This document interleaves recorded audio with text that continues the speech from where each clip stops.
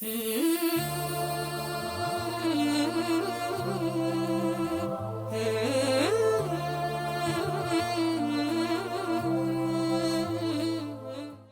نبوءات الرسول صلى الله عليه وسلم لأول مرة يحدث ذلك في بلاد الحرمين. هل اقتربت النهاية؟ خطير جدا. مخلوقات غريبة تغزو شوارع السعودية وتحقق نبوءة الرسول صلى الله عليه وسلم. عن أبي سعيد رضي الله عنه أن النبي صلى الله عليه وسلم قال: لتتبعن سنن من قبلكم شبرا بشبر وذراعا بذراع حتى لو سلكوا جحر ضب لسلكتموه.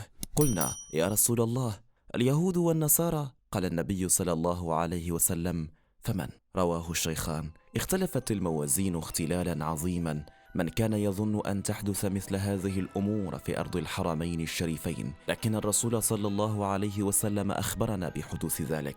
العاصمة السعودية تحتضن مخلوقات من عوالم أخرى، مخلوقات تبدو وكأنها استولت على المدينة. كانت الوحوش والسحرة ولصوص البنوك. هناك أقنعة مرعبة وموسيقى صاخبة ورقص في الشوارع وبأزياء فاضحة. السعودية تحيي عيد الهالوين وتعكس ما وصلت إليه البلاد المقدسة، وتحت وسوم مثل ويكند الرعب وأزياء الشر وأزياء الشياطين. نشر سعوديين صورهم وهم يرتدون أزياء تنكرية مرعبة خلال فعاليات موسم الرياض الذي تنظمه الهيئة العامة للترفيه، والذي تحدثنا عنه في الفيديو السابق. وأظهر مقطع فيديو حالات تنكر مخيفة في منطقة بوليفارد رياض سيتي أرعبت أطفال المهرجان، ومنها صورة لرأس طفل يظهر في إناء فوق طاولة وحوله كؤوس مليئة بالدماء والملاعق والسكاكين، فيما تختفي قدماها تحت الطاولة.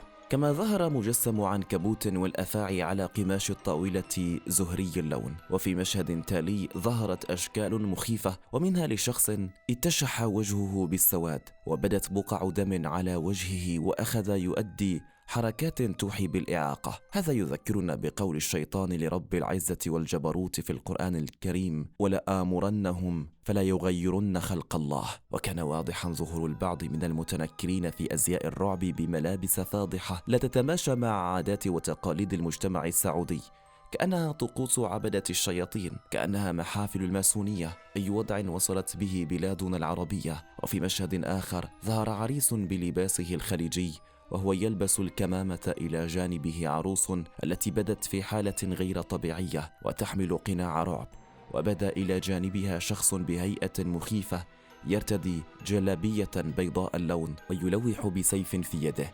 وتلاحقت مشاهد الرعب في شخصيات المهرجان التي تكسو الدماء هيئاتها، وبدت أشبه بمصاصي الدماء في أفلام الرعب الشهيرة. هذا تحول خطير وإنذار بأن ما هو قادم أخطر. فقبل بضع سنوات فقط كان حفل الهالوين في المملكة العربية السعودية يعني الاعتقال، ولكن الآن تعني عطلة نهاية الأسبوع المرعبة.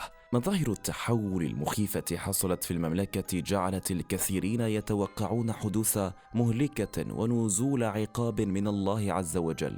يذكر أنه في عام 2018 داهمت الشرطة السعودية حفلة عيد الهالوين واعتقلت أشخاصا، أمرت نساء وهن يرتدين ملابس غريبة بستر أنفسهن. وعيد الهالوين بحسب معتقدات مؤسسي الوثنية في عصور غابرة يحضر فيه إله الموت العظيم سانهاين فيدعو الأرواح الشريرة التي ماتت خلال السنة، وكان عقابها أن تحبس في أجساد حيوانات. ما حدث اليوم في السعودية أشار له المصطفى صلى الله عليه وسلم قبل 14 قرنا. فعن أبي سعيد رضي الله عنه أن النبي صلى الله عليه وسلم قال: لتتبعن سنن من قبلكم شبرا بشبر وذراعا بذراع حتى لو سلكوا جحر ضب لسلكتموه.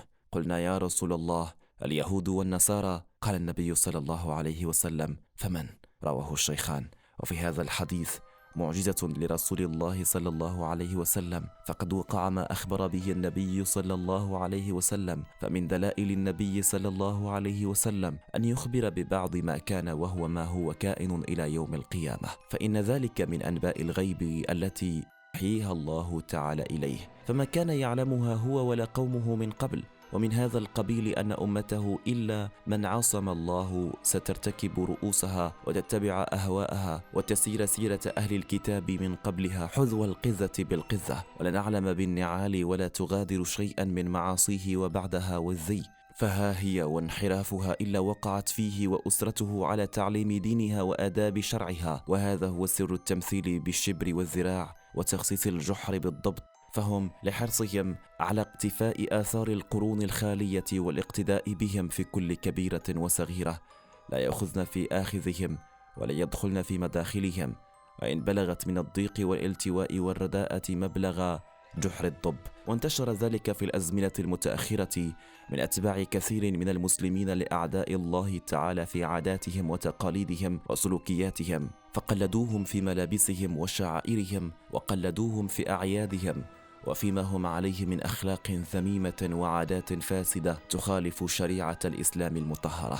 وكان ذلك نتيجة لغلبة الكفار والمغلوب مولعا بتقليد الغالب. ومثال ذلك ما يشاهد في بلاد المسلمين من المشاركة في الأعياد والاحتفالات الخاصة باليهود والنصارى وغيرهم من الكفر. وفي الحديث إشارة إلى بلاء التقليد وسوء مغبته، وكم جر التقليد على الأمم لا سيما المسلمين من ويلات ونكبات في أنفسهم ودينهم وقومياتهم، حتى كادوا يمنعون في غيرهم كما يمنع الملح أو الحبر.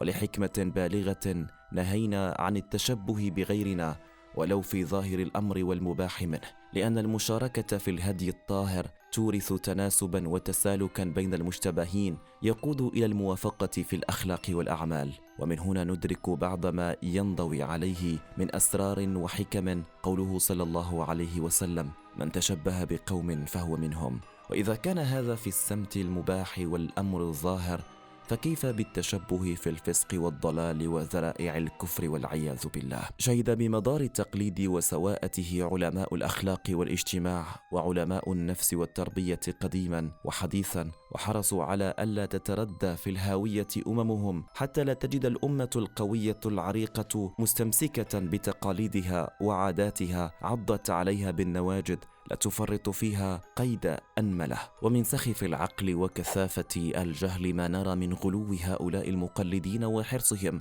على بعض عادات وتقاليد رغم ما رأوا فيها من فساد لا صلح معه. إلى هنا انتهت حلقتنا، نسأل الله الثبات والهداية. دمتم بخير وإلى اللقاء.